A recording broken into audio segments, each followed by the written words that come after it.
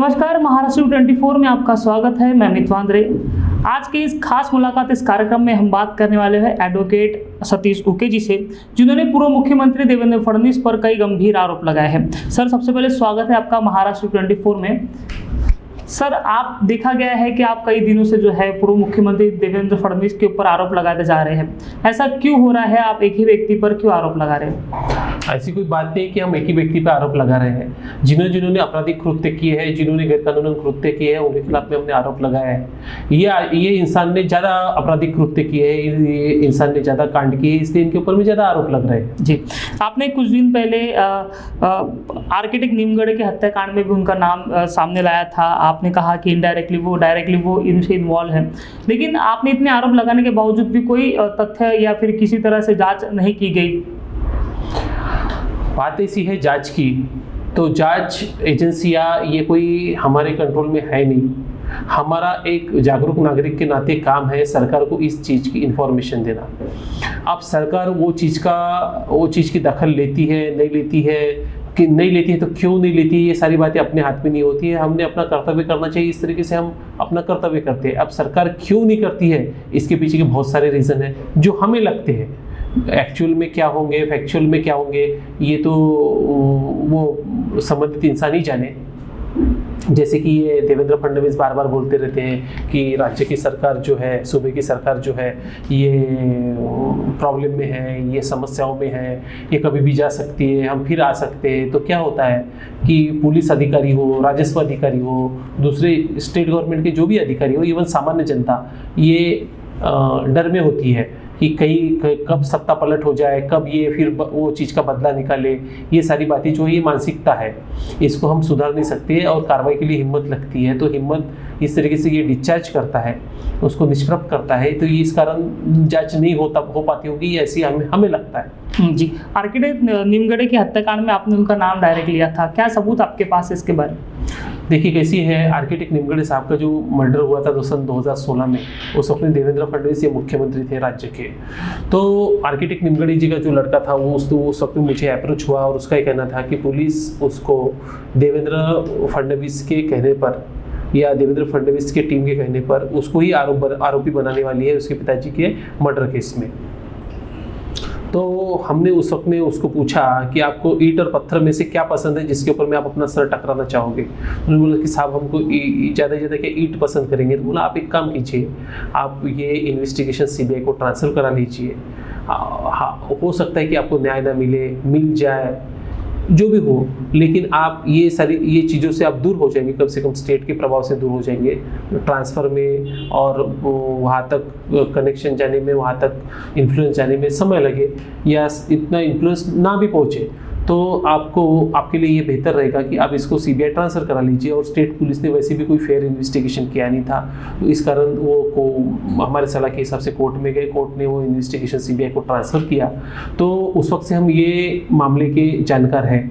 तो उस वक्त में भी उन्होंने बताया था कि ये ज़मीन को पाने के लिए देवेंद्र फडणवीस उनका पीए जो है कुमार मसराम, उन्हें उनके पिताजी के पास में भेजा था और उस वक्त में ये वहाँ पर हाजिर थे और एक शुक्ला नाम का मीडिएटर भी वहाँ पर हाजिर था। और ये देवेंद्र फडणवीस साहब को ये ज़मीन चाहिए थी उनके लिए कमर्शियल कॉम्प्लेक्स बनाने के लिए, बहुत कुछ दूसरे कामों के लिए। और ये जो पार्श्वभूमि है, ये पार्श्वभूमि का इन्वेस्टिगेशन होना बहुत ज़रूरी था, जो से स्टेट पुलिस क्राइम ब्रांच जो है नागपुर सिटी की वो कर नहीं पा रही थी।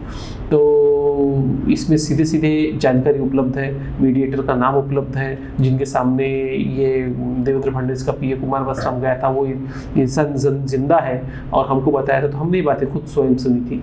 तो ऐसी परिस्थिति में देवेंद्र फडणवीस का स्टेटमेंट, देवेंद्र फडणवीस की जांच, देवेंद्र फडणवीस के पीए की जांच होनी ज़रूरी थी, लेकिन नागपुर पुलिस ने वो काम नहीं किया, सीबीआई ने भी वो काम नहीं किया। और हमें बाद में ये भी पता चला था कि ये मैटर में 2 आरोपी उठाए गए थे जो सफेलकर से संबंधित थे, लेकिन देवेंद्र के प्रभाव के चलते, देवेंद्र के मैसेज के चलते सिटी पुलिस ने उनको छोड़ दिया था बिना कार्रवाई के। तो ये सारी बातें हुई थी, ये सारी जानकारी हमको उस वक्त से थी, जिसको हमने संबंधितों से सुना था। तो हमारा काम है ये जानकारी सरकार के सामने रखना, हमने सुरक्षित समय में ये सरकार के सामने रखी है, क्योंकि हम ये अगर जानकारी रखते हैं तो हमको भी हमारी जानकारी जिनके पास में पहुंच रही है उनको जानकारी का इस्तेमाल हो, हम सुरक्षित रहें। ये सारी चीज़ें देख के हमको ये जानकारी देने के लिए उचित समय की राह देखनी पड़ी और हमने उचित समय पे ये जानकारी सरकार को दी। जी, रंजीत सफेलकर का आर्किटेक्ट निमगढ़े के हत्याकांड में पकड़े जाना कितना बड़ा आपके लिए उपलब्धि थी, और फिर उसके बाद क्या हुआ? तो अभी फिलहाल तो इसमें आपको याद होगा कि हमने पत्रकार भवन में धनतोली में और प्रेस क्लब में हमने करीब करीब 4-5 पीसी ली थी, जिसके अंदर में हमने देवेंद्र फडणवीस का कितने मर्डर केस में ताल्लुकात है, उसका कितने आपराधिक कामों में ताल्लुकात है, ये सारी बातें हमने बार बार पीसी में बताई थी। तो उस वक्त में उसके प्रभाव के वो खबरों के प्रभाव के चलते कुछ पत्रकार दोस्तों ने, जागरूक पत्रकारों ने पुलिस आयुक्त साहब को इन मामलों में पूछा था। तो पुलिस आयुक्त साहब ने कहा था कि गए 10 साल में जितने भी अनडिटेक्टेड मर्डर्स हैं उनका इन्वेस्टिगेशन करेंगे, उनको एक्सपोज करेंगे, वो चीज़ को खोलेंगे वो। तो उस दौर में उस प्रोग्राम में वो जो प्रोग्राम जो डील हुआ, डिसाइड हुआ सीपी साहब का, तो उसमें पहला नंबर ये मैटर का लगा। तो नेचुरली हमने जो मांग की थी एक सामान्य नागरिक के तौर पे, वो मांग को कुछ ना कुछ न्याय मिला। तो इस बात का हमें ये सफलता है, सामान्य नागरिकों को और समाज को मिली हुई है न्याय की ये सफलता है। नहीं, आपने कई प्रेस कॉन्फ्रेंस लिए, उसमें आरोप कई लगा दिए, लेकिन उसके बाद सबूत जो है वो कुछ आपने जो कहा कि ये आपके पास सबूत है, लेकिन जांच में ऐसा कुछ भी फिलहाल नहीं दिखाई दे रहा है। इवन जांच भी इस तरह से नहीं हो रही है। अब बात ऐसी है कि जांच में क्या दिखाई दे रहा है नहीं दिखाई दे रहा है ये अपने हाथ में नहीं होता है। ना तो पुलिस जांच को डिस्क्लोज करती है कि उनके जांच में क्या हुआ क्या नहीं हुआ। क्या आज तक पुलिस ने ये डिक्लेयर किया है कि देवेंद्र फडणवीस का पीए मसराम उनके घर में गया नहीं था, आर्किटेक्ट निमगढ़े साहब के घर में? या फिर सीबीआई ये बोलेगी कि हमने देवेंद्र फडणवीस की जांच कर ली है, देवेंद्र फडणवीस का स्टेटमेंट रिकॉर्ड किया है, क्रॉस एग्जामिन किया है उसको? कोई नहीं कह रहा है।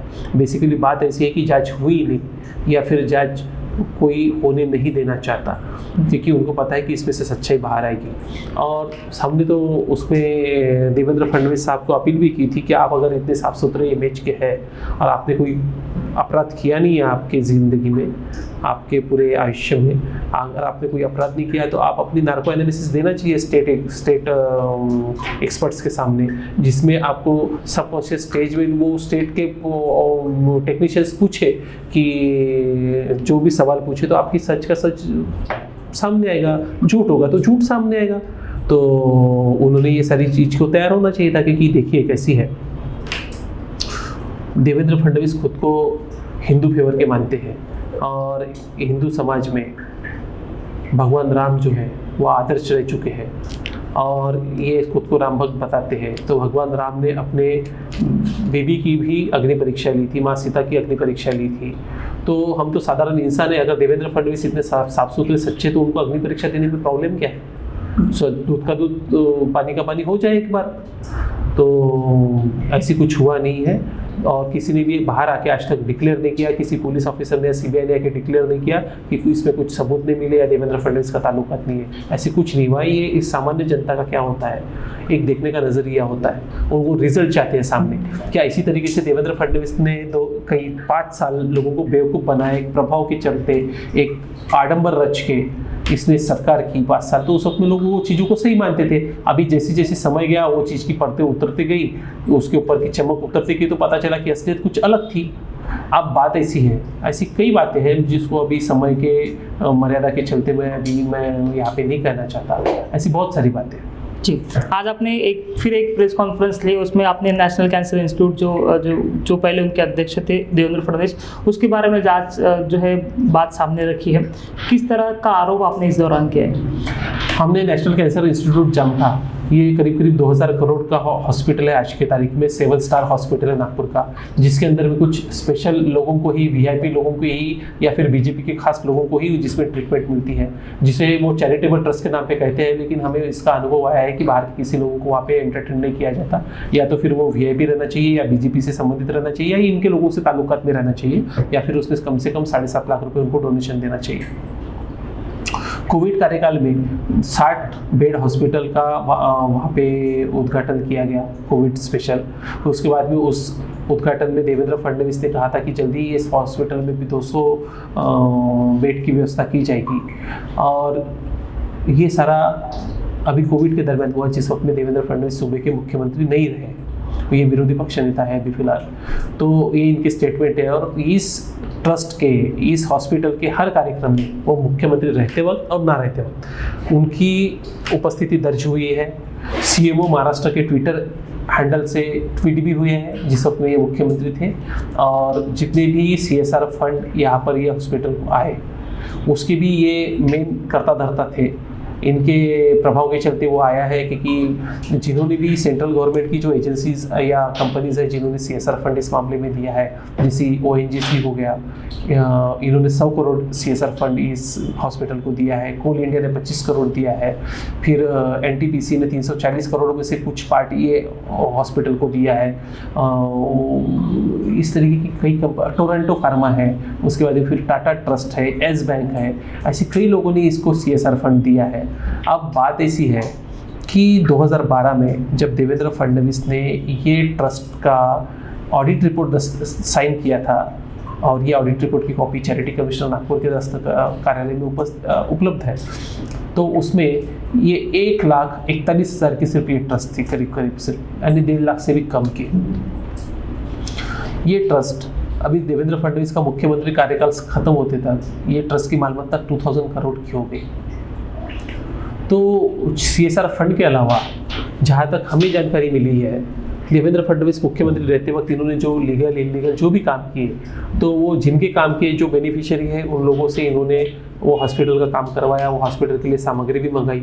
ये सारी बातें जब हॉस्पिटल का ऑडिट ये होगा, हिसाब होगा, स्ट्रक्चरल हिसाब होगा उसका, तो उसमें सारी बातें पता चलेगी कि उसमें क्या क्या लगा है। और 2000 करोड़ से ज़्यादा का वो हॉस्पिटल है जी।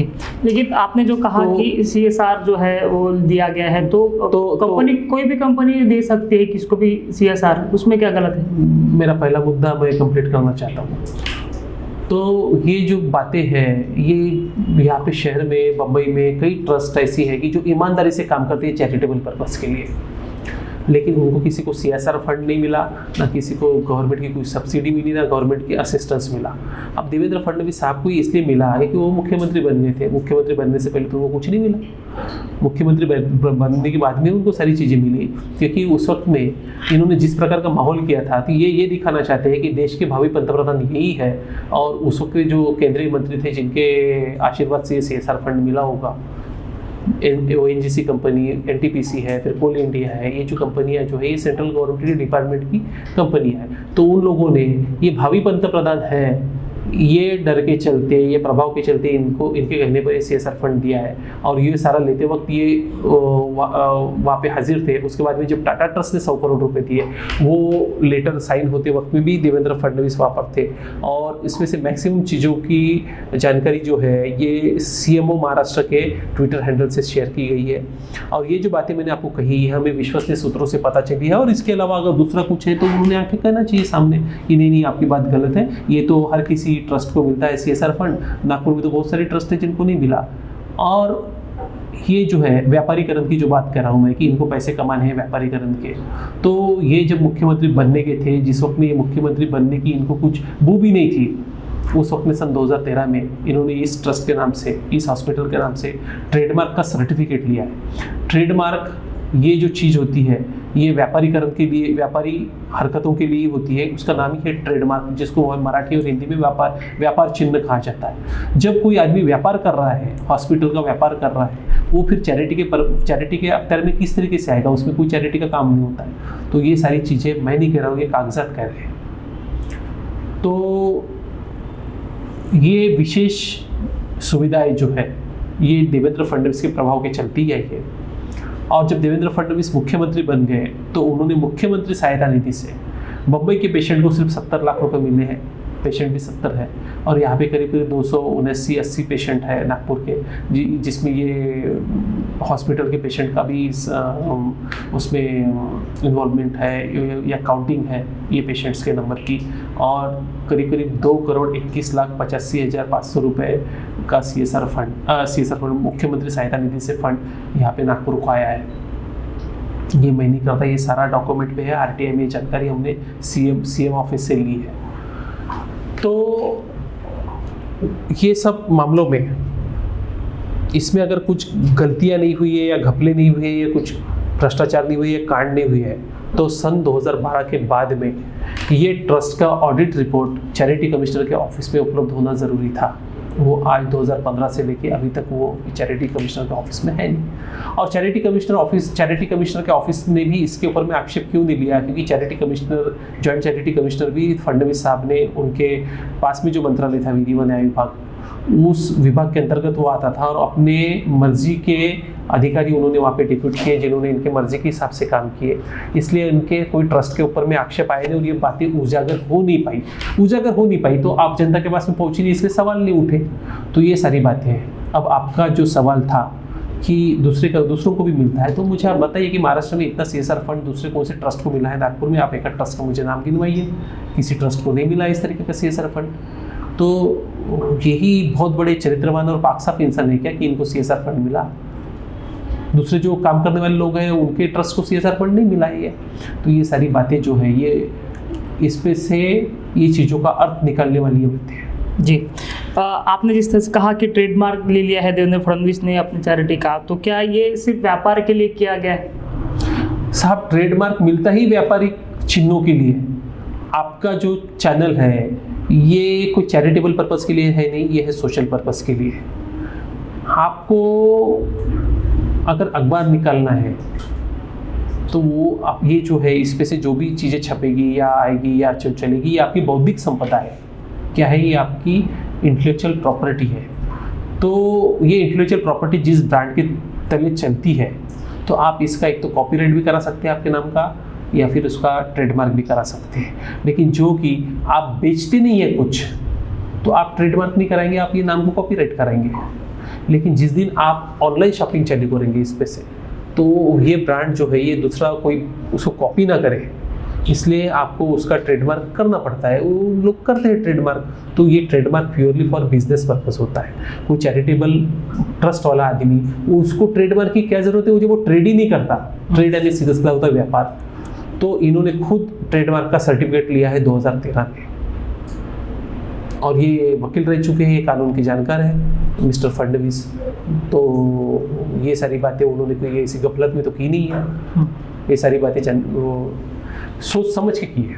आपने बात करते करते कहा कि कई अधिकारी हैं जो ये दबाव में काम कर रहे हैं कि हो सकता है कि फिर से मुख्यमंत्री बन जाए, तो ये दबाव ही है अब तक जो है। आपने जैसे कहा कि 2015 से लेकर अब तक ऑडिट नहीं हुआ इनके संस्था का, तो ये दबाव के कारण हो रहा है, या फिर अगर ये दबाव के कारण हो रहा है तो फिर ये सीधे सीधे आरोप ये सरकार के ऊपर है कि जो फिलहाल सरकार चल रही है वो अपने अधिकारियों पर वचन या उनके ऊपर कंट्रोल नहीं रख सकती?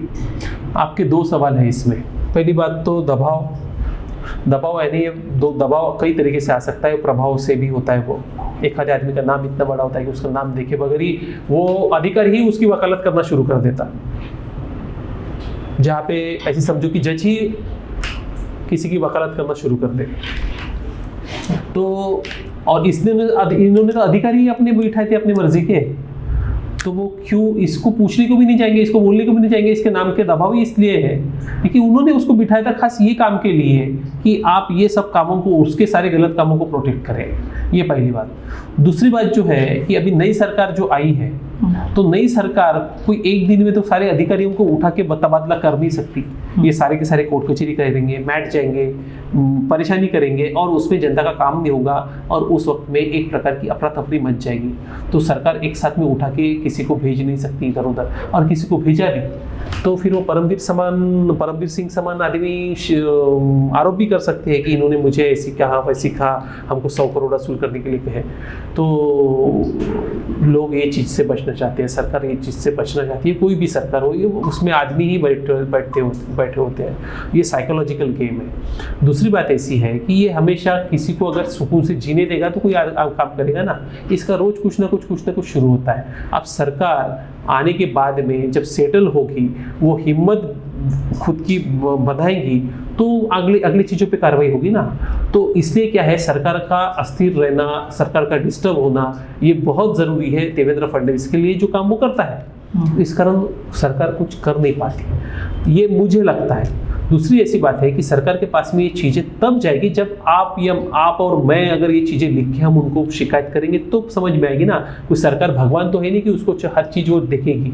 अब ये चीज संस्था का ऑडिट रिपोर्ट हुआ कि नहीं हुआ ये देखने का काम जॉइंट चैरिटी कमिश्नर का है। जॉइंट चैरिटी कमिश्नर ही उसके प्रभाव में काम कर रही है देवेंद्र फडणवीस के, उसकी मर्जी की वहां पे बैठी है, वो क्यों सरकार को बताएगी? तो आप इस तरीके से जो होता है प्रभाव, वो उसके बाद में दबाव, ये बहुत सारी चीज़ें एक साथ में होती है। या कोई उस चीज़ के तरफ में अफेक्शनेट होता है, कोई एक विचारधारा से चलता है। बहुत सारे अधिकारी जो है सरकारी में नौकरी में रहने के बावजूद एक विशिष्ट विचारधारा लेकर चलते हैं, एक विशिष्ट विचारधारा को फेवर करते हैं और उस विचारधारा के लोगों को फेवर करते हैं। तो इसमें ये बातें भी आपको कई जगह पे में दिखाई पड़ेगी कि एक विशिष्ट विचारधाराओं को या फिर एक विशिष्ट सेक्ट को या फिर एक विशिष्ट पार्टी के बैकग्राउंड वाले लोगों को, जिनके फैमिली में किसी को वो पार्टी से फेवर मिला है, जिनके पिताजी वो विचारधारा से थे, ऐसे बहुत सारे बैकग्राउंड इसमें होते हैं। समाज है, समाज में अलग अलग तरीके के लोग होते हैं, तो हर किसी का कुछ न कुछ बैकग्राउंड होता है, तो इसके प्रभाव के तले भी ये काम होते हैं, ये हुए हैं इसमें। जी, आपने प्रेस कॉन्फ्रेंस में एक बात कही कि आपने किसी चीज़ की आरटीआई मांगी, माफ़ कीजिएगा, नेशनल कैंसर इंस्टीट्यूट जो देवेंद्र फडणवीस से संबंधित है, फिलहाल वो मेंबर है, उसकी आरटीआई की जानकारी मांगी, लेकिन आपको जानकारी नहीं दी गई। हाँ, बात ऐसी अभी देखिए, ये हॉस्पिटल है, कोई बहुत बड़ी इंटेलेक्चुअल प्रॉपर्टी वहाँ पर नहीं है, कोई बड़े इंटरनेशनल सीक्रेट या फिर न्यूक्लियर एटॉमिक रिसर्च सेंटर नहीं है वो, या फिर एटॉमिक फर्नेस वहाँ पे नहीं है कि जहाँ पे, या फिर सेंट्रल गवर्नमेंट के डिफेंस डिपार्टमेंट का कोई वहाँ पे ये प्रोजेक्ट नहीं है कि वहाँ की जानकारी मिल नहीं सकती। हमने NMRDA में जानकारी मांगी। अब हर किसी को पता है कि NMRDA डिपार्टमेंट जो है वो नगर विकास डिपार्टमेंट के अंतर्गत में आता है। ये नगर विकास विभाग भी देवेंद्र फडणवीस ने खुद के पास में रखा था। अब देवेंद्र फडणवीस ने इतनी सारी चीज़ें, काम की खाली क्रीम चीज़ें जिसमें से राज्य को कंट्रोल किया जा सकते, सारी चीज़ें खुद के पास में रखी। मुख्यमंत्री पद खुद के पास रखा, विधि विधायक विभाग खुद के पास रखा, नगर विकास खुद के पास में रखा। तो ये चतुर आदमी है, ये चतुर आदमी ने ये सारी चीज़ें खुद के पास में रखी। तो ये नगर विकास के अंतर्गत में जो अधिकारी है वो आज भी वैसी है, वो उनके मर्जी के लोग बैठे हुए हैं। तो हमने इस हॉस्पिटल के बारे में जो संबंधित जानकारी है ये हमने NMRDA को मांगी। NMRDA के इंफॉर्मेशन ऑफिसर ने, सूचना अधिकारी ने हमको ये जानकारी इसलिए नहीं दी कि नेशनल कैंसर इंस्टीट्यूट ये अंतर्राष्ट्रीय दर्जे का हॉस्पिटल है। अरे वो अंतर्राष्ट्रीय दर्जे का रहेगा या गली कूचे का रहे, उससे हमको क्या लेन देन है? सरकारी दफ्तर में जो पेपर है उसकी जानकारी हर किसी को एक्सेसिबल रहनी चाहिए। उसमें आप ही कोई गवर्नमेंट के सीक्रेट नहीं है, और ना हम कोई हॉस्पिटल बनाने जाने वाले। और दूसरी बात ऐसी कि ये इतने बड़े अच्छे लोग नहीं है कि इनका लोग कॉपी करें। तो जानकारी मिलनी चाहिए थी, वो अधिकारी ने हमको जानकारी नहीं दी कि देवेंद्र फडणवीस के वो ट्रस्ट के सचिव के आक्षेप के ऊपर में। उसके बाद में हम अपील में गए तो अपील के अधिकारी तो उससे भी महान थे, तो उन्होंने भी वो आक्षेप को कंसिडर करके हमको जानकारी नहीं दी। हालांकि सार्वजनिक जानकारी वो देनी चाहिए थी। इसका पीछे का रीज़न ऐसी है, और ये चीज़ की बातें हमको ज्ञात थी कि हमको राजस्व विभाग से पहले ही सारी जानकारी मिल चुकी थी कि जब ये ज़मीन का NA हुआ, ये ज़मीन 2/9/2014 को इस ट्रस्ट के नाम पे हुई। 5/9/2014 को इसके NA के लिए अर्जी गई। ये NA के अर्जी में 5/9/2014 को जाहिरनामा निकला पब्लिक के लिए कि 15 दिन के भीतर में वो आक्षेप ले, और 13 डिपार्टमेंट से NOC मांगी गई कि वो 20 दिन के अंदर में NOC दे।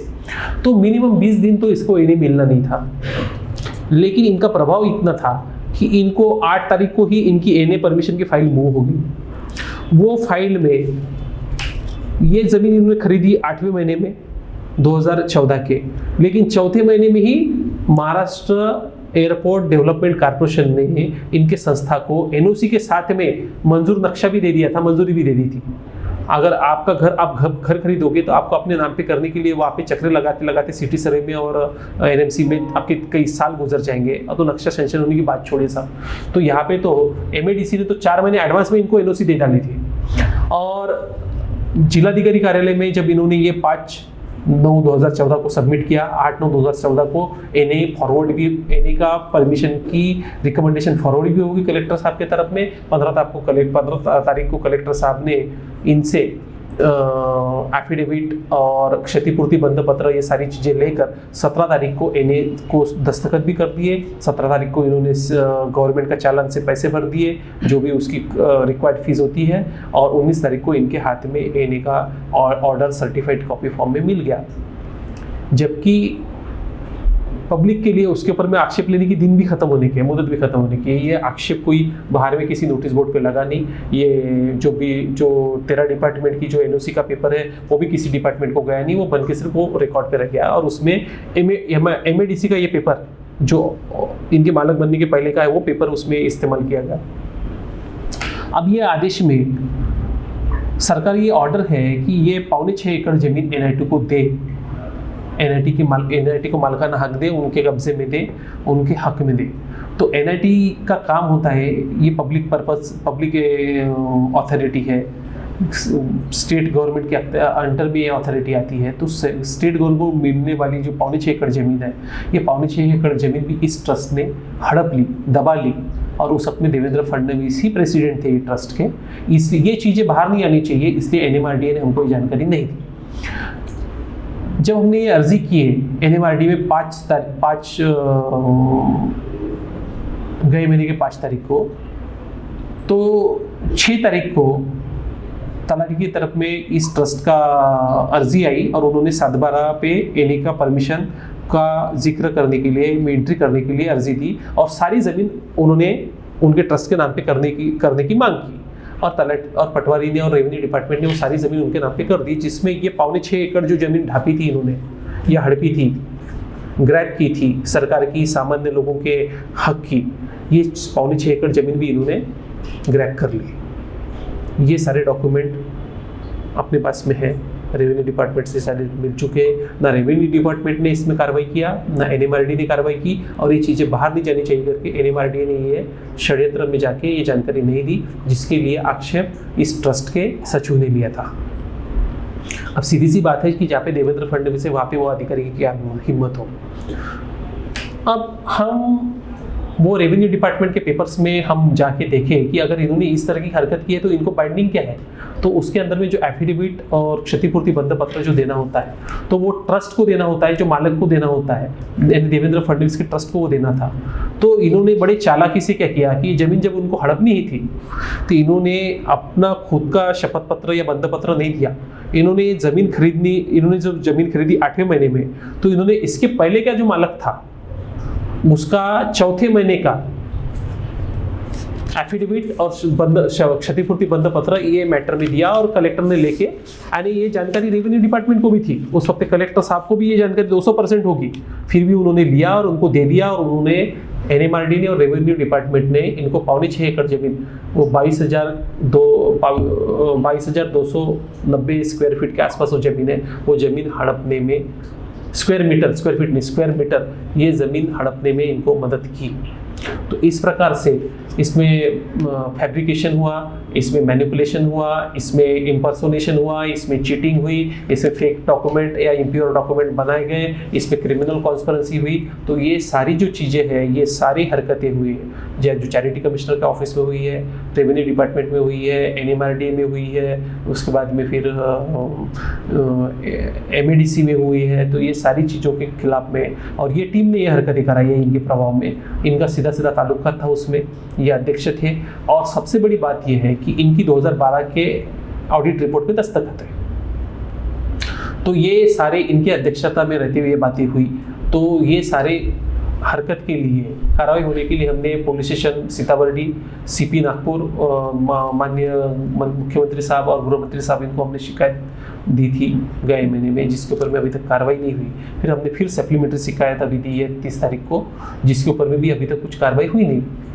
इसमें काम की बात यह है साहब कि जो ट्रस्ट के पास में सिर्फ 1,40,000 की प्रॉपर्टी थी, वो ऐसी घपलों के तहत आज 2,000 करोड़ की प्रॉपर्टी हो गई है। क्या आप और हम 2,000 का भी अगर फ्रॉड करेंगे तो हम, सरकार हमको करने के लिए, पहली बात तो हमको स्कोप ही है नहीं। पहली बात तो कोई करेगा नहीं, सामान्य आदमी, उसकी हिम्मत ही नहीं होगी, और जो करने को जाएगा तो उसके पास में स्कोप है नहीं। तो ये जो है, इसमें 2-3 प्रकार के क्राइम इन्वॉल्व है। एक तो इन्होंने अपनी बुद्धि का गलत इस्तेमाल किया है, क्लियर व्हाइट कॉलर क्राइम है। दूसरा, ज़्यादा कुछ हुआ तो हमारा काम बड़ा सामाजिक काम है, धार्मिक काम है, तो ये जो धर्म को बीच में लाता है वो ब्लैक कॉलर क्राइम करता है, इसमें ब्लैक कॉलर क्राइम भी इन्वॉल्व है। और भविष्य की बातों को, भविष्य के षड्यंत्र को ध्यान में रखते हुए ये सारे क्राइम हुए हैं।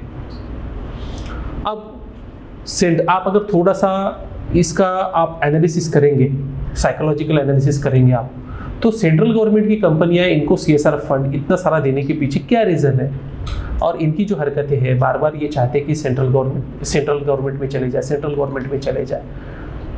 इनके पार्टी के लोग चाहते हैं कि काफ़ी आगे बढ़े, हमको कोई दिक्कत नहीं, उनके पार्टी का अंदरूनी मामला है।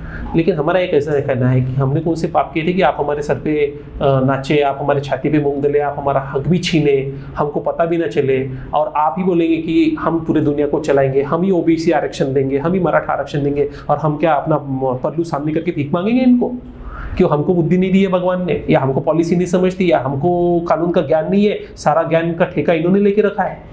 ये सारी जो बातें हैं इसलिए है कि 2024 के जो इलेक्शन आने हैं अभी, तो 2024 के इलेक्शन में जितनी देवेंद्र फडणवीस ने घपले, लफड़े, कांड जो किए हैं महाराष्ट्र में, तो लोगों को, जनता को इनके सारी चीज़ें, इनकी असलियत पता चल चुकी है। इनको पता है कि इनके पार्टी की इमेज जो है, और खास करके इनकी इमेज, जिनको लोगों ने नाम दे दिए, एक छोटे बच्चे को चिढ़ाने जैसी नाम देते हैं वैसी नाम दे दी है, तो ऐसी नाम देने के बाद भी इनको पता है कि इनकी कुछ बची नहीं है। ऐसी परिस्थिति में इनका जो एम है कि दिल्ली काबिज करना, दिल्ली को अपने कब्जे में रखना, तो उसके लिए तो क्या है, बली तो OBC आदमी बनेगा। हमारे जो वर्तमान प्रधानमंत्री साहब जो है ये OBC समाज से है, तो इनका बली बनना तय है इनके दिमाग में।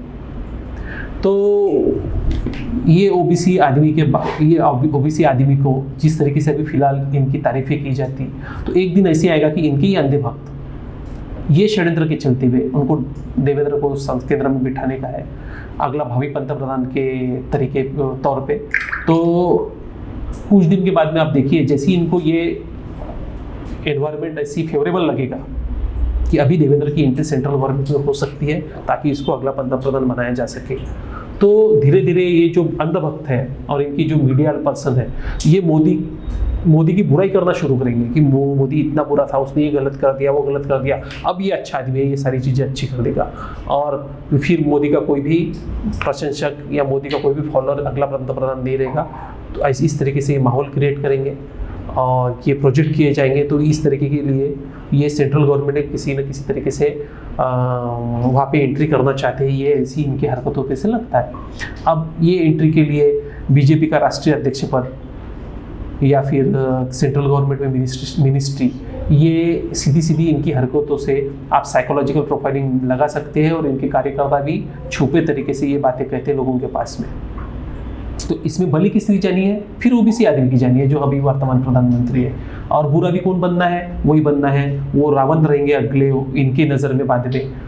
उस वक्त में हमें बुरा लगेगा कि हमारे में से बहुजन एक आदमी को इस तरीके से टारगेट किया जा रहा है। तो ये सोची समझी रणनीति है। अभी आप कल परसों की बात देखी है, नितिन राउत साहब के बारे में कुछ तो भी न्यूज चली, इन्होंने नाना पटोले जी के बारे में बोल दिया कि नाना पटोले जी साहब को मंत्री बनना है, इसलिए वो नितिन राउत के बारे में ऐसे कर रहे हैं। इनको उनके पार्टी के बाद में इनको क्या लेन देन है बाहरी आदमी को, ये झगड़े लगाना चाहते हैं।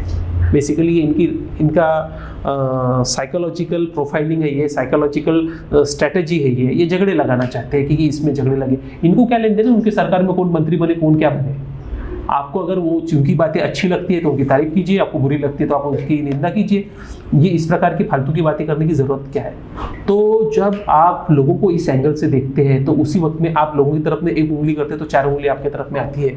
तो इनका ये पंतप्रधान बनने का जो सपना है, ये भी तो चीज़ें साथ में एक्सपोज हो रही है ना कि ये इनकी मरमत क्यों है। और फिर आके बोलते हैं कि नहीं हमारा सेंट्रल गवर्नमेंट में जाने का कोई ये नहीं है, पंतप्रधान साहब चाहेंगे तो जाएंगे। अरे हमको ये सीधा इनमें बताने को होना ना कि इनको वहाँ पे किसी ने गिना नहीं, इनको किसी ने खड़ा किया नहीं, ये इनके कांड वहाँ तक पता चल गए, पूरे हिंदुस्तान में इनकी बदनामी हो चुकी है, इन्होंने बताना चाहिए था। तो ये सच बातें छुपाने का और इस प्रकार से आडंबर रचने का और इस प्रकार से जनता को भ्रमित करने का। जी, मेरा सवाल ये है कि आपने एक प्रेस कॉन्फ्रेंस में कहा था कि आप आर्किटेक्ट थे और उसके बाद वकीली में आए। क्या ऐसा हुआ था कि आपको वकीली करना पड़ा और आप आते बराबर जो है वो देवेंद्र फडणवीस के अगेंस्ट बात करते हो, लगातार जो है प्रेस कॉन्फ्रेंस लेते हो।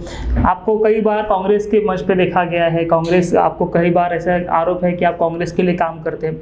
ऐसा हो भी सकता है कि आप क्योंकि आप कांग्रेस से हो, ऐसा आरोप जिस तरह से आपको लगता है, इसलिए आप जो है विरोधी पक्ष को जो है वो नीचे दिखाने की कोशिश करते हैं, इसलिए ऐसा आरोप दिन ब दिन लगा रहे हो। साहब, ऐसी बातें नहीं होती है। भारत का पढ़ा लिखा इंसान जो है, जिसका सोशल बैकग्राउंड जो है वो फेयर है, वो इंसान ऐसी कुछ सोचता नहीं है, ऐसी कुछ हरकतें नहीं करता। जिस वक्त में हम कॉलेज में थे तो हम अटल बिहारी वाजपेयी साहब को सुनते थे, उनको भी लाइक करते थे। मैंने कभी गलती से नहीं कहा जा सकता, मैंने कभी बीजेपी को वोट किया। हमको उस वक्त में लगता था कि नितिन गडकरी साहब बहुत अच्छे हैं, ये बहुत कुछ सुधार लाएंगे। बच्चे थे हम, ये बातों में आ जाते थे। जिस वक्त में मैं कॉलेज में था उस वक्त में ये महापौर थे देवेंद्र फडणवीस, ये मेरे से 7 साल से बड़े होंगे। लेकिन ये मेरे दिमाग को तभी से नहीं पटे, ऐसी मेरे को लाइकिंग या मेरी दुश्मनी कुछ भी नहीं है इनसे। इनकी जो हरकतें थी उस वक्त की, ये किसी तरीके से इंटेलिजेंट मेरे को नहीं लगते थे। तो मेरी कोई व्यक्तिगत इनसे दुश्मनी भी नहीं थी। हमने सोचा कि हमको राजनीति से क्या लेन देन है। हमने उस वक्त में हम आर्किटेक्ट बने तो हमको फुल्ली प्रोफेशनल थे। 5 साल हम कॉलेज गए, दिन रात पढ़ाई की, तब जाके हमको आर्किटेक्ट की डिग्री मिली। हम कोई चौक पे तफरी करते हुए खड़े नहीं रहते थे लॉ कॉलेज के सामने और हमको LLB की डिग्री मिल गई। तो जब हम प्रोफेशनल बन के बाहर आए, हमने 7 साल आर्किटेक्ट करके प्रैक्टिस की, हम प्रोफेशनल करके काम करते थे। लेकिन तब हमको पता चला कि अगर आपको पैसे कमाने हैं ईमानदारी से भी, तो आपको किसी न किसी पॉलिटिकल आदमी का फॉलोअर बनना पड़ेगा, नहीं तो आपको जीने नहीं देंगे। आपको जीने कैसे नहीं देंगे कि आपको पॉलिटिकल आदमी पैसे नहीं कमाने देगा, आपको प्रॉपर्टी खरीदने नहीं देगा, आपको बस्ती में नहीं रहने देगा। आपके घर का कुआं अगर खराब हो जाता है तो आपको अगर कॉर्पोरेशन की गाड़ी को बुलाना पड़ता है वो साफ करने के लिए, तो जब तक आपका पॉलिटिक्स आप किसी इसके पास में नहीं जाते हो, नगर सेवक के पास में, तब तक आपका कुआं साफ नहीं होता। NMC वाला आपकी सुनता भी नहीं, कुछ न कर लो। तो राजकारण अपने यहाँ के रग रग में घुसा हुआ है। तो ये जो ज़रूरत आदमी को किसी भी जगह पे खड़ा कर देती है। तो हम कोई कांग्रेस के तो ऐसी थे नहीं।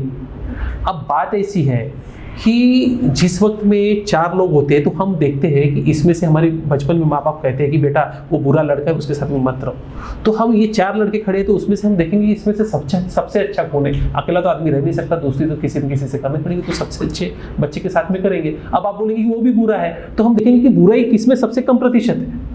दुनिया में परफेक्ट तो कोई है नहीं, हम भी कौन से दूध के धुले हैं लोगों के नज़र में, ऑल्दो हम होंगे, लेकिन लोगों की नज़र में थोड़ी है हम। तो 2002 में जब हमने एक ज़मीन खरीदी थी तो उस वक्त में हमारी ज़मीन किसी भूमाफिया ने हड़प ली। हम पुलिस में कोई कार्रवाई नहीं हुई, उल्टा हमारे ऊपर में पुलिस ने पैसे खा के FIR रजिस्टर कर दिया था। फिर वो जब FIR रजिस्टर हुआ तो हम शर्म के मारे घर से बाहर नहीं निकले कुछ दिन, क्योंकि अखबार में नाम छप गया था। अब हमको क्या पता कि अखबार में भी नाम पैसे दे के छापा जा सकता है किसी के खिलाफ में, न्यूज़, ये भी पता नहीं था हमको।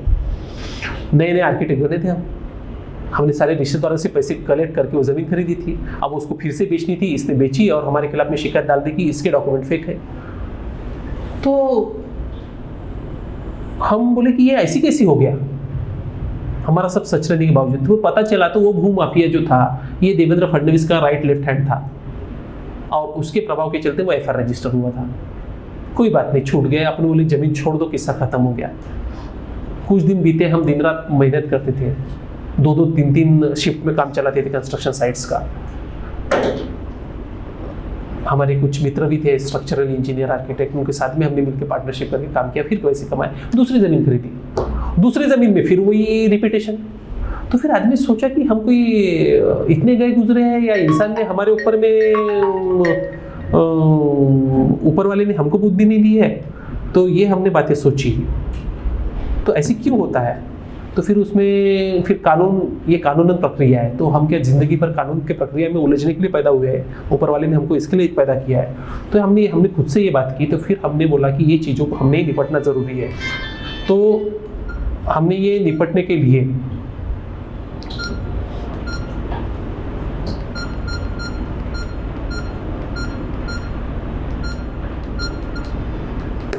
हमने ये चीज़ों को निपटने के लिए वकालत में एडमिशन ली और हम वकील बने। हम अपने आर्किटेक्ट का काम करके लॉ कॉलेज जाते थे, अच्छे से हमने पढ़ाई की। हमको जो चीज़ें समझती नहीं थी तो हमने लोगों के पास में जाके ज्ञान का दान मांगा। उसके बाद में हमने LLM किया क्रिमिनल लॉ में, उसके बाद में हमने PG किया फॉरेंसिक साइंस में। तो ये सारी चीज़ें जो है ये हमारे ऊपर हुए अन्याय को बाहर निकालने के लिए। तो इसलिए आप जो है वो जो आप बात सुनिए साहब, फिर ये बात तो हो गई। फिर ऐसी करते करते 2006 आया। उस वक्त में हम वकालत के लास्ट ईयर को थे। तो हमने ये जो हमारी ज़मीन हड़पने के जो काम हुए उसमें से एक फेक स्टैम्प पेपर इस्तेमाल हुआ था। तो हमने वो फेक स्टैम्प पेपर की शिकायत कर दी पुलिस में। देखिए हमको कानून नहीं समझ, हमको लगता था कि शिकायत कर तो कार्रवाई होती है, हमको क्या पता है कि पुलिस का राजकारण क्या होता है। और वो हमारी ज़िंदगी का टर्निंग पॉइंट रहा और वो हमारी ज़िंदगी की सबसे बड़ी गलती रही। जैसे ही हमने ये शिकायत की तो ये शिकायत के ऊपर में तो कार्रवाई नहीं हुई। और ये जो अभी के जो CP साहब है अमितेश कुमार साहब, इनके हाथ से हमारे ऊपर में बहुत अन्याय हुआ है। आज जो अगर हम हैं तो उसके पीछे अमितेश कुमार साहब का अन्याय काफ़ी गुना है हमारे ऊपर में। वो हमको आशीर्वाद स्वरूप मिला है। इन्होंने हमारे खिलाफ में फेक FIR रजिस्टर करवाई। अब उनको सच्चाई पता थी नहीं थी ये मुझे नहीं पता, ताकि और इसके पीछे का रीज़न ये था कि इसका जो मेन सूत्रधार जो था उसको बोगस स्टैम्प पेपर के ऊपर में कार्रवाई नहीं चाहती थी। अब उन्होंने अमितेश कुमार साहब को मिसलीड किया, क्या किया इस बात की जानकारी हमको नहीं है। FIR रजिस्टर हुए। अमितेश कुमार साहब ने 420 में हमारे खिलाफ में मौका का प्रपोजल भेजने के लिए डायरेक्शन दी है पुलिस स्टेशन कुराड़ी को। वो पेपर आज भी है हमारे पास में। फिर हम अमितेश कुमार साहब से मिले, हमने उनको सारी सच्चाई बताई। जब वो DCP Zone 2 थे तब उन्होंने सारी चीज़ें देखी और बोले कि तब उन्होंने सोची कि नहीं इसके ऊपर में अन्याय हुआ। उन्होंने PI को बोला कि इनके खिलाफ में फाइनल भेजो। अब अमितेश कुमार साहब की बदली हो गई, PI ने पैसे खाए या नहीं खाए हमको नहीं पता, और हमारे खिलाफ में अमितेश कुमार साहब का कहना था कि फाइनल भेजो, उसे चार्जशीट भेजी। वो मैटर हमने खुद ने लड़े, फर्जी मैटर हमारे खिलाफ में इस्तेमाल किए गए।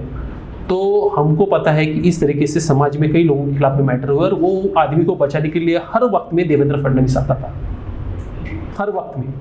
फिर देवेंद्र फडणवीस का खास आदमी मुन्ना यादव, उसने उसी आदमी को सविता तनेजा मर गई करके झूठा सर्टिफिकेट दिया, सविता तनेजा का प्लॉट हड़प लिया। तो मुन्ना यादव आरोपी नहीं बना इतना रहने के बावजूद। क्यों? कि हमने खुद ने फडणवीस साहब को पुलिस स्टेशन और पत्रकारों के और प्रेस में जाते हुए देखा कि मुन्ना यादव को बचा, मुन्ना यादव को बचा। उन्होंने मुन्ना यादव को बचा। आज भी वो केस कोर्ट में है, मुन्ना यादव आरोपी नहीं बना, जबकि मुन्ना यादव ने उसका डेथ सर्टिफिकेट दिया था। तो देवेंद्र फडणवीस ये सारे लैंड माफियाओं को कंट्रोल करते थे, इनको प्रोटेक्ट करते थे। देवेंद्र फडणवीस के खिलाफ में खुद एक 324 का मामला दाखिल है जमीन हड़पने का। तो देवेंद्र फडणवीस का जो क्रिमिनल मेंटालिटी है वो पूरे दुनिया को उस नज़र से देखते हैं और सामान्य इंसान को वो मुर्गा देखते हैं कि मुर्गे को अपन काट के खा सकते हैं। तो हमको मुर्गा बनना नहीं था, इसलिए हमने वकील बनने का फैसला किया और हमने अन्याय के खिलाफ में लड़ना शुरू किया। हमने सिर्फ खुद के केस के प्रति जागरूकता नहीं रखी, तो हमने कई लोगों को न्याय दिलाया, कई लोगों के मैटर्स हम लड़ते हैं। और देवेंद्र फडणवीस के खिलाफ में जितने भी अन्याय वाले लोग हैं उनके खिलाफ में भी हम उनको मदद करते हैं। तो ये बात सिर्फ देवेंद्र फडणवीस की नहीं है, और कई लोग थे। कांग्रेस के लोग सुधर गए, कांग्रेस लोगों ने माफ़ी मांगी। राष्ट्रवादी कांग्रेस का एक MLA था, उसने माफ़ी मांग के अपना लेटर विड्रॉ किया था हमारे खिलाफ में जब उसको सच्चाई पता चली। शिवसेना के कुछ लोग थे, उनसे भी हमारी भिड़ंत हुई, उन लोगों ने अपनी रास्ते बदल दिए उनको सच्चाई पता चलने पे। लेकिन ये आदमी ऐसी है कि इसको नहीं ये मुर्गा अच्छा दिख रहा है, इसको काट के ही खाना चाहिए। तो हम तो मुर्गा बनना नहीं चाहते। और दूसरी बात ऐसी है कि हमारी अंतरात्मा जिंदा है। आज मुझे कई लोगों ने पूछा है कि ओके साहब आप इतनी सारी पीसी लेते हैं, इसका असर तो कुछ होता नहीं है, कि सरकार तो कार्रवाई करती नहीं है। अब बात साहब ऐसी है कि होता है समाज में कई बार ऐसी परिस्थिति आती है कि समाज क्षत्रिय विहीन हो जाता है, यानी लड़वैया नहीं होते हैं, क्योंकि उसके रीज़न होते हैं, कई लोगों की मजबूरियाँ होती है, जिम्मेदारियाँ होती है, और ये बोलते हैं ना कि नंगे से खुदा डरे। अब इनसे लोग डरते हैं तो हम क्या करें? सरकार में बैठे हुए सच्चे अच्छे लोग डरते हैं तो हम क्या करें? तो पूरा समाज डरता है। लेकिन बात ऐसी कि सबने डरना शुरू कर दिया तो जिस दिन इनका पतन शुरू होगा तो चिंगारी कहाँ से आएगी?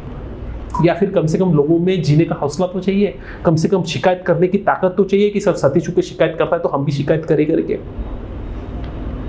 दुनिया में 2 लोग तो जिंदा रहने चाहिए कम से कम। तो इस कारण हमको आज बोल दे कि कांग्रेस के कि नितिन राउत साहब बोल दे कि मैं सतीश उके को पहचानता हूँ और मैंने उसको बहुत मदद की है या फिर मैंने उसको मार्गदर्शन किया है। पूछ लीजिए आप कभी नितिन राउत साहब की तरफ में जाके, क्योंकि नितिन राउत साहब को देवेंद्र फडणवीस के दोस्ती से फुर्सत नहीं है, क्योंकि वो भी शायद डरते हो देवेंद्र फडणवीस से कि अगर अगला सीएम बन गया तो इनके कुछ 10 कांड ना निकाल दिए। मैं नहीं बोलता कि उन्होंने कुछ कांड किए हैं, ये डर उनमें है। हम क्या करें, हमारे विकास भाऊ ठाकरे कुछ नहीं बोलते। अब उनका दोस्ताना है नहीं है, हमको कोई लेन देन नहीं है। तो आप मैं जब कांग्रेस के फेवर का रहता, मेरे को कांग्रेस के लोगों ने मदद की होती तो मैं आज ये बातें कहते होता नितिन राउत जी के बारे में।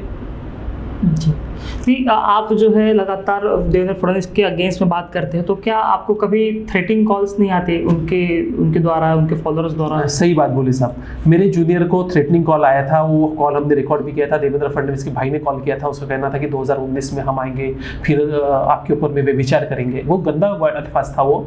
और फिर वो कहना मत कि आपको पुलिस उठा के अंदर डाले कि जेल जाना पड़ा, ये सारी बातें उन्होंने कही। आपको ये क्लिप नेट पर है, आप सुन सकते हैं। पुलिस में शिकायत की, पुलिस ने कुछ नहीं किया। अभी कुछ दिन पहले हमको कैसे थ्रेटनिंग कॉल आया, हमने पुलिस को शिकायत की, पुलिस ने शिकायत ली, उस पर एनसी रजिस्टर किया, कोर्ट से परमिशन ली, और मुझे पता चला कि वो थ्रेटनिंग कॉल किसी बीजेपी वाले आदमी का था, देवेंद्र फडणवीस के ताल्लुकात वाले आदमी का था। इसलिए पुलिस अभी आगे कार्रवाई नहीं करना चाहती, इसलिए पुलिस ने वो मामला ठंडे बस्ते में डाल दिया। ये तो बात छोड़िए साहब, मेरे ऑफिस पे 2016 में 10,000 किलो का वजनी सामान आके गिरा, मेरा ऑफिस तहस नहस हो गया, छत फट गई पूरी, ज़मीन के अंदर में 1-1 फीट लोहे के जो सामान आए थे वो घुस गए। मैं ऊपर वाले के दया से मैं बच गया। मैंने पुलिस में शिकायत की, पुलिस ने तो सादी स्टेशन डायरी एंट्री दे ली साहब। फिर हाईकोर्ट गए हम, हाईकोर्ट ने भी डायरेक्शन दिया 2019 में कि वो ड्यूटी ऑफिसर के खिलाफ में आप कार्रवाई कीजिए और ये सतीश उके की शिकायत लेकर इसके ऊपर में कार्रवाई कीजिए। आज 2 साल हो गए साहब, उसके ऊपर में पुलिस स्टेशन ने कुछ नहीं किया। हाईकोर्ट के ऑर्डर को नहीं मानते तो हम तो साधारण लोग हैं कि कंप्लेंट शिकायत, हम तो ये अपेक्षा करना ही गलत है कि हमारी शिकायत के ऊपर में कुछ कार्रवाई होगी, क्योंकि अफसर जो है वो डेयरिंग नहीं करना चाहते देवेंद्र फडणवीस के खिलाफ में। जी, आप लगातार आरोप पे आरोप लगाए जा रहे हैं। जिस तरह आपने कहा कि हाई कोर्ट के ऑर्डर के बाद भी लोग संज्ञान नहीं ले रहे, तो आपका कि ये जो चल रहा है आपका फिलहाल आरोप लगाने का दौर, ये चलता ही रहेगा? नहीं साहब, ये ऐसी नहीं कि हम किसी के खिलाफ में झूठे आरोप लगाते। मामला आएगा तो हम आरोप लगाएंगे। आरोप आप लगा रहे हो, आप लगातार आरोप लगा रहे हैं, आपने सबूत भी दिया, प्रेस के सामने भी दिया, सब कुछ दिया, आपने पुलिस कंप्लेंट भी कर दी, लेकिन कार्रवाई नहीं हो रही है, तो आप सिर्फ उसके ऊपर सिर्फ आरोप ही लगा रहे हैं। देखिए साहब, हमारा जितना कर्तव्य है, आप मुझे बताइए कि लोकशाही में इसके अलावा अपने पास में सामान्य जनता के पास में क्या है? या तो ये तो बात मुझे बताइए कि इस अपने हाथ में क्या है कि ओके साहब ये आप इतना ही कर रहे हैं, इससे ज़्यादा ये भी कर सकते हैं, आप मुझे बताइए, तो वो मैं करूँगा अगर वो कानून के दायरे में बैठता है तो। अपने दायरा यही तक है, अपने लिमिटेशन से ही तक है, आप इससे ज़्यादा पार नहीं कर सकती। वहाँ से सरकार की लिमिटेशन सरकार का एरिया शुरू होता है, कोर्ट कचहरी का एरिया शुरू होता है, और कई मामले में हम कोर्ट में गए हैं। आपने जैसे कहा कि देवेंद्र फडणवीस के जो कैंसर हॉस्पिटल 2000 करोड़ का हो गया, तो ऐसे में आप ईडी के पास जाके शिकायत नहीं कर सकते हैं क्या? हाँ, सही सवाल पूछा साहब। हम इस मामले को ख़त्म नहीं करना चाहते क्लीन चिट दिलवा कर, यानी जिसको बोलते ना कि अपने पैर पे कुल्हाड़ी मार लेना, ये धंधा हम नहीं करना चाहते। ईडी कुछ कारवाई नहीं करेगी तो कल यही बोलेगा देवेंद्र फडणवीस, पहा त्यांनी माझ्या विरोधात गेला होता ईडी कार्यालयामध्ये, काहीच नाही केलं कारण की काही घपला नव्हता झाला। तो हम ये बातें सुनने के लिए उसको ये बात कहने के लिए हम मेहनत करें। तो आपको ईडी पे भी भरोसा नहीं है? नहीं, भरोसे की बात नहीं है ना, भरोसे की बात नहीं है, वो हमारा क्षेत्र वो नहीं है, ऐसी हम समझते हैं। देखो साहब, अपने लिए सबसे नजदीकी है पुलिस स्टेशन। मुझे एक बात पता है कि अगर किसी को आधे रात में भी खाना नहीं मिला और वो भूखा मर रहा है और उसको खाने का तो वो पुलिस स्टेशन में जाके उनको रिक्वेस्ट कर सकते हैं कि मुझे आप साहब ऐसे खाने का बंदोबस्त करा दीजिए। ये सामान्य प्रचलन है और सामान्य ज्ञान है, तो हम सामान्य प्रचलन और सामान्य ज्ञान के हिसाब से, कानून के हिसाब से चलते हैं। अपने लिए सबसे नजदीकी होता है पुलिस स्टेशन। उन्होंने कार्रवाई की तो हमारे लिए बल्ले बल्ले, नहीं कार्रवाई की तो चुपचाप घर में बैठो। पुलिस कार्रवाई नहीं करेगी, सही आपको अपने को जवाब भी नहीं देगी कि आपकी शिकायत का क्या हुआ, तो कम से कम अपने को ये रहेगा कि नहीं मैंने आज से 2 साल पहले शिकायत की थी, मैंने अपने कर्तव्य पूरा किया था, मेरी अंतरात्मा जिंदा है, मेरे अंदर का आदमी जिंदा है, मेरे अंदर का मर्द जिंदा है, ये भावना मुझ में रहेगी। मैं दूसरों के समान मुर्दा नहीं हूँ, ये मुझे रहेगा कि मैंने कुछ भी नहीं किया। कम से कम लोग बोले तो अपने मुंह से। आप बताइए समाज में कितने लोग मुंह से तो भी बोलते हैं, वो मुंह की तो बात छोड़ो, उन्होंने दिमाग को भी बंद करके रख दिया है। ये आप ही एक अकेले एक व्यक्ति हो जो देवेंद्र फडणवीस के अगेंस्ट बात कर, या फिर और कोई केसेस आपके सामने आए आप जब वकीली कर रहे हो तो? नहीं, मेरे सामने बहुत सारे केसेस आई साहब, बहुत सारे केसेस में प्रूफ इनकम्प्लीट है। इनकम्प्लीट प्रूफ पे लोग बात नहीं करना चाहते क्योंकि ये आंख पे चढ़ जाते हैं, और इनके पास में माउथ पब्लिसिटी वाले अंधे भक्त बहुत है जिनको कुछ नहीं समझता। जिनको सबसे बड़ी बात क्या है कि अंधे भक्तों ने कभी खुद को ही नहीं जाना, खुद का वजूद जिनको पता नहीं है वो इसकी तारीफ करते हुए घूमते हैं। ये कोई फैशन शो में की मॉडल है जिसकी तारीफ करने लायक है वो? यानी ये जो तोता होता है ना, अपन बचपन में खुद को कुछ समझता नहीं कि वो अपने से जैसे सिखा मिट्ठू बोलते वो मिट्ठू बोलता है, तो वैसे अंधे भक्त होता है। ऐसी बोलो तो बस वो उतना ही रटते रहेंगे। वो उन्होंने आज तक खुद को नहीं जाना, खुद की परवाह नहीं है उनको। पेट्रोल डीजल के भाव बढ़ गए उसकी परवाह नहीं है उनको, घर जल जाए उसकी परवाह नहीं है उनको, उनकी ऐसी तैसी हो जाए उसकी परवाह नहीं है उनको। वो जिस तरीके से मानसिक गुलाम होते हैं ना, इस तरीके से मानसिक गुलाम वो उनके बन गए हैं, और ये गुलामी दिन ब दिन बढ़ती जा रही है। जी, मैं चाहता हूँ कम से कम जिस दिन मुझे मौत आए तो मेरी आत्मा ये सोच के ऊपर जाए ऊपर वाले के पास में कि मैं कम से कम मानसिक गुलाम नहीं बना। जी। तो सर आपने महाराष्ट्र 24 के स्टूडियो में आकर जो है बेबाकी से बात की, इसके लिए बहुत बहुत धन्यवाद, और आपने अपना कीमती समय दिया उसके लिए भी धन्यवाद। तो आप सुने थे एडवोकेट सतीश उके जी को, जिन्होंने देवेंद्र फडणवीस पर आर्किटेक्ट निमगढ़े हत्याकांड में समावेश होने का आरोप लगाया। वही नेशनल इंस्टीट्यूट जो कैंसर का इंस्टीट्यूट है, उनकी संपत्ति जो है 1 लाख से बढ़कर 1.5 लाख से बढ़कर 2000 करोड़ की हो गई है। कैसे हुई है इसके बारे में उन्होंने खुलासा किया है। वही एक आर्किटेक्ट किस तरह से वकील बना और वकील बनकर एक पूर्व मुख्यमंत्री के खिलाफ किस तरह क्यों बातें कर रहा है, इसके बारे में उन्होंने पूरी तरह से जो है बेबाकी से बात की। आपको ये वीडियो कैसा लगा, आप अपनी प्रतिक्रिया जो है कमेंट के माध्यम से दे सकते हैं। आप देख रहे थे महाराष्ट्र 24। नमस्कार।